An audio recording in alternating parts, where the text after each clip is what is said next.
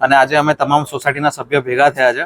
અમારે ત્યાં ટોટલ 800 થી ઉપર વધારે ઘરો છે અને 1000 થી વધારે પબ્લિક રહે છે.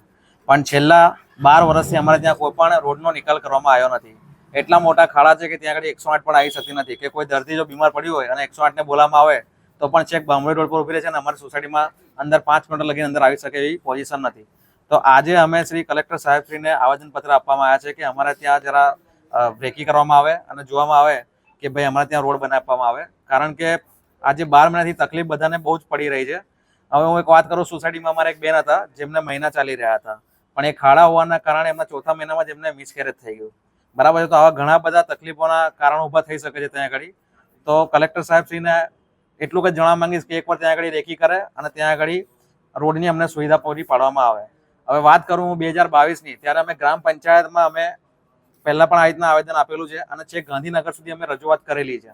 હવે ગાંધીનગરથી ત્યાં રેકી કરવામાં આવી હતી, સાહેબો એને ચેક પણ કર્યું અને ટોટલ 1 કરોડની ગ્રાન્ટ પાસ કરવામાં આવી હતી. પણ હાલ સુધી એ ગ્રાન્ટનો શું ઉપયોગ થયો છે તે કશું પણ ચોપડે ઉલ્લેખ નથી અને રોડ પણ બનાવવામાં આવ્યો નથી. જો આ રોડનો નિકાલ હવે કરવામાં નહીં આવે તો અમે ઉગ્ર આંદોલન કરીશું અને એની ટોટલ જવાબદારી સરકારની રહેશે, ગોધરા નગરપાલિકાની રહેશે.